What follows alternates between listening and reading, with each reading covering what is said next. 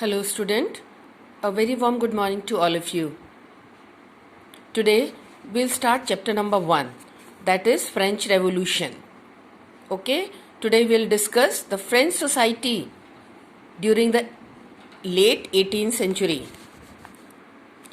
In 1774, Louis XVI of the Bourbon family of king ascended the throne of France. He was 20 years old and married to Austrian Princess Marie Antoinette. Upon his succession, the new king found an empty treasury. Long years of war had drained the financial resources of France. Added to this was the cost of maintaining an extravagant court at the immense palace of Versailles. Under Louis XVI, France has helped the 13 American colonies to gain their independence from the common enemy Britain.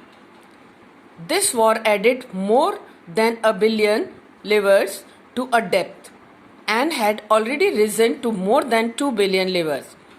Lenders who gave the state credit now began to charge 10% interest on loan.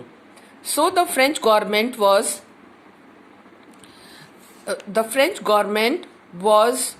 obliged to spend an increasing percentage of its budget on interest payment alone. To meet a regular expense such as the cost of maintaining an army, the court, running government offices or universities, the state was forced to increase the taxes. Yet even the measure would not have suffered. France society in the 18th century was divided into the state, and only member of the third state paid the taxes. The society of the state was part of the feudal system that dated back to this Middle Age. The term old regime is usually used to describe the society and institution of France before 1789. The period before 1789 is known as the Old Regime.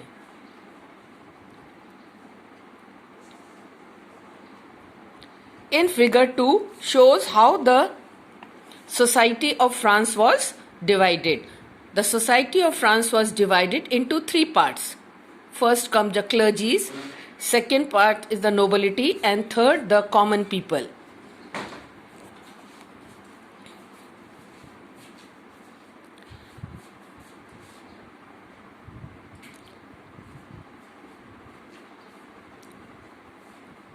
Peasants made up the 90% of the population.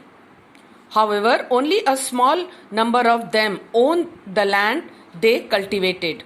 About 60% of the land was owned by the nobles, the church, and other rich members of the third state. The member of the first 2 states, that is the clergy and the nobility, enjoyed certain privilege by birth.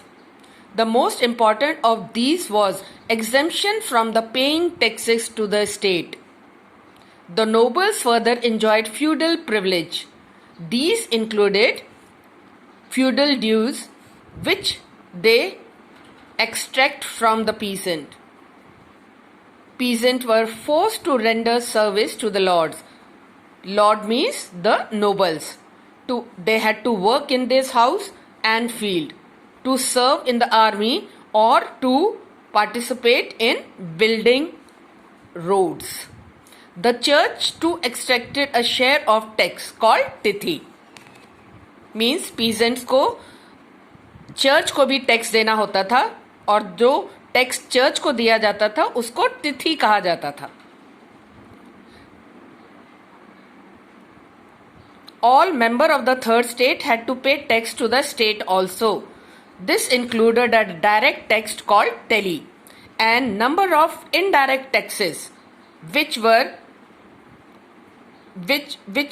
they had to give on the articles of everyday consumption like salt or tobacco. The burden of financing activities of the state through taxes was borne by the third state alone. जो भी taxes थे वो सिर्फ third state को ही देने पड़ते थे.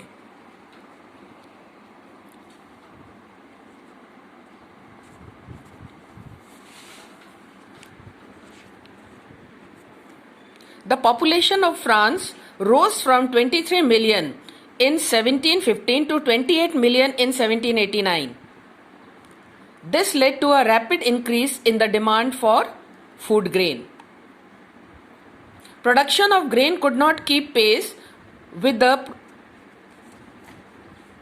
demand. So the prices of bread, which was a staple diet of the majority of people, most workers were employed as labor in the workshop and their owner fixed their wages. It means जो कुछ लोग थे France के, they used to work in the workshop और उनके जो owners थे उन्होंने उनकी वेजेस फिक्स करी हुई थी. But wages did not keep pace with the rise in price, so the gap between the poor and the rich widen. Things became worse whenever drought or hail reduced the harvest. Condition और भी ज़्यादा खराब हो जाती थी जब कभी भी फ्रांस के अंदर अकाल आ जाता था या हेल स्टोन मीन्स ओले पड़ जाते थे, तो जो खेती है वो नष्ट हो जाती थी. And this led to the subsistence crisis, something that occurred frequently in France during the old regime. Now you have to do one question. आपको फ्रेंच सोसाइटी का जो ये डायग्राम है उसको अपनी कॉपी में ड्रॉ करना है. You have to draw this diagram in your notebook. Thank you.